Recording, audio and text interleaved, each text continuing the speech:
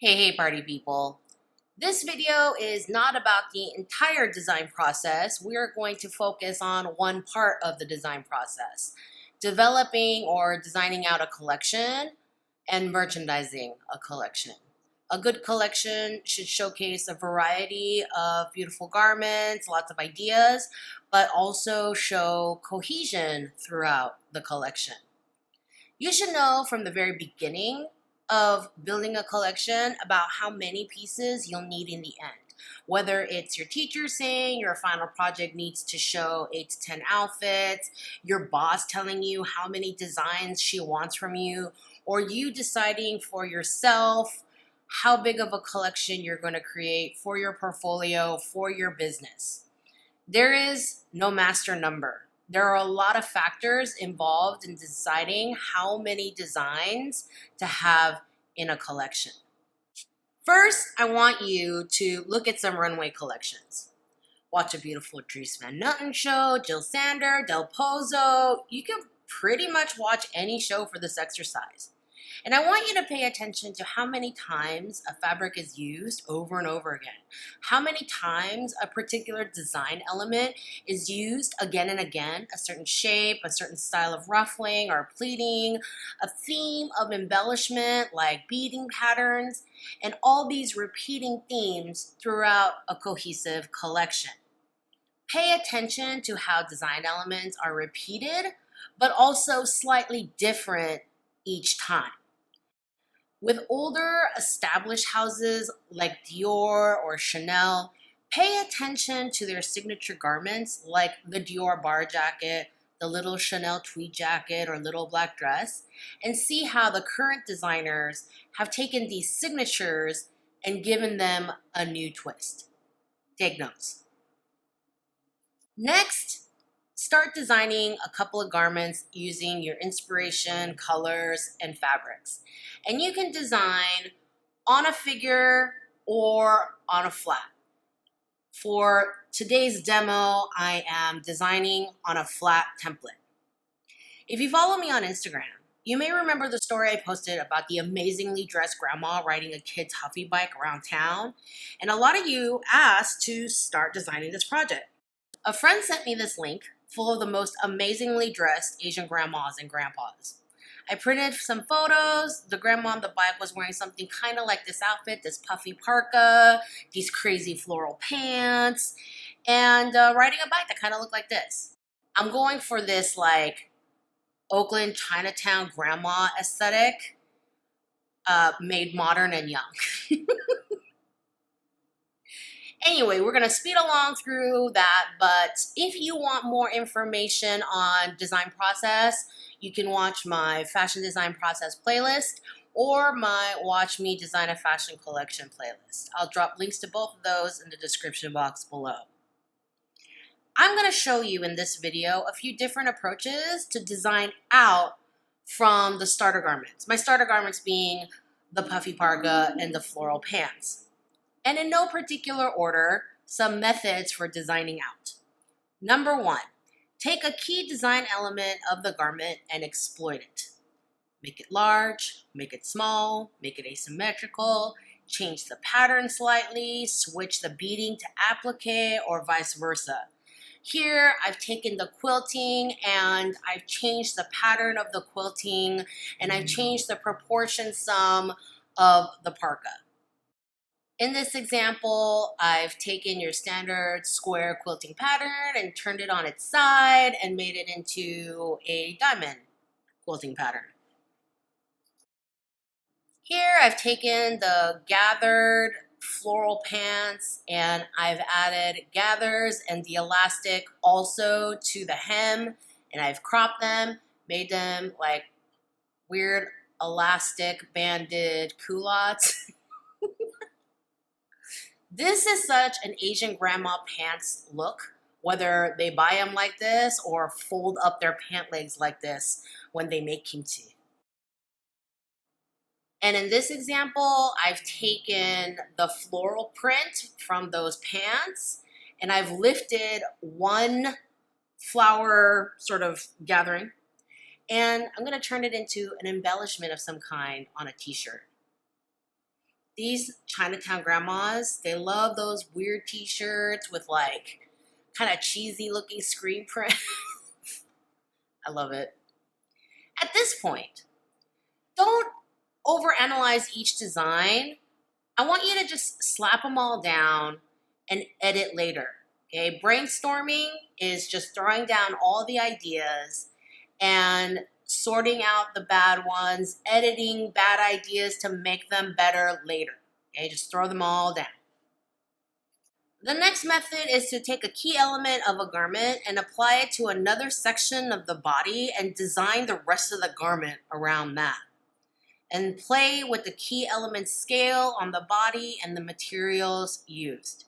And these design elements can be the trims, the fabric treatment, the embellishment, anything. And so in the example I'm drawing here, I've taken the gathers along the waist of the pants and I've sheared the hell out of this blouse. Like I took those pants and I kind of made them into the sleeves. I added the ruched thick waistband and turned it into a turtleneck collar and added even more gathers. Another method is to take two designs and design elements from each design and design new garments incorporating one design element from each of the two original designs. So here I have a new parka, puffy and quilted like the original. And now I'm incorporating all the sort of gather, shearing sort of effect across the parka. Another method is to draw a new garment that is exactly the same as the first garment with just one or two new elements. In this example, I'm drawing yet another puffy parka. However, I've changed the collar. I've removed the hood and I changed the collar into one of those knit collars that you see a lot on varsity jackets and adding very visible angled welt pockets. You can do all kinds of stuff. You can put in a different sleeve. You can remove the sleeves and make it into a vest, have a new collar, remove a collar, add more pockets, and then draw a third garment exactly the same as the second garment with another new element. And then draw a fourth and keep going until you have many designs.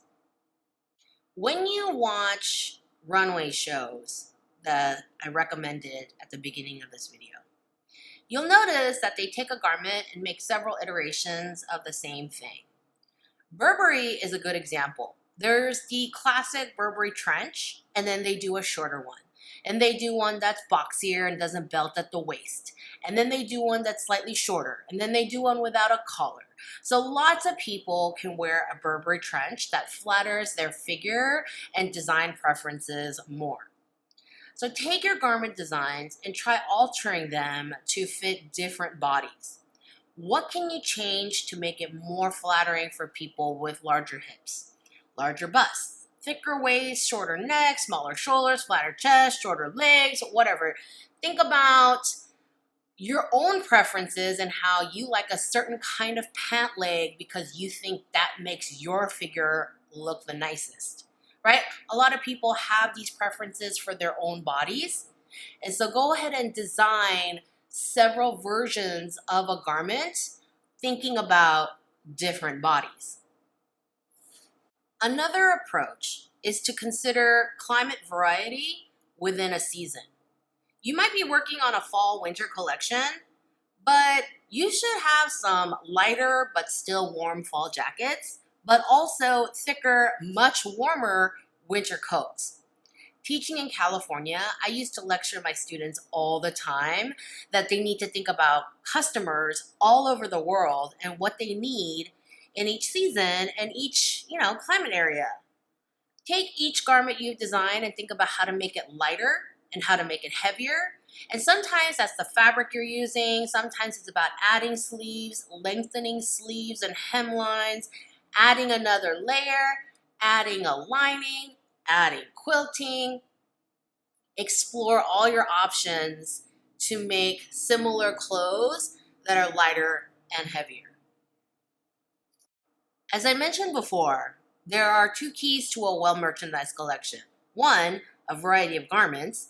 You don't want 10 basic short-sleeve cotton jersey tees. You want different sleeves, some basic, some with more trim, some in different fabrics. And two, you want every top to be able to coordinate with a lot, if not all the bottoms you've designed, and vice versa. Jackets should coordinate with most of the garments. You don't want a random blouse that doesn't go with any of the skirts or jackets. The whole point is to get people to want more pieces. Okay? This is not a conversation about overconsumption. It's about creating desire. Okay? You want the pieces to all coordinate so people can make outfits right in the store, so people can fall in love with not just garments, but entire ensembles and want every piece in your collection. Okay? You want the variety so people love all the pieces and not think, oh, I'll just get this one because these four are all pretty similar to each other. Okay? So we've worked on the variety of garments. Now let's talk about coordination. This is my number one trick. Make photocopies of all your sketches. Okay, for this demo, I'm not making photocopies. I'm just using the originals, but you should definitely make photocopies. Cut them up and start putting together new outfits. And it doesn't matter if you designed on the figure or on the flat. It is a tiny bit easier to do on the flat, but I do this on the figure all the time. Okay? Cut them up and start putting together new outfits.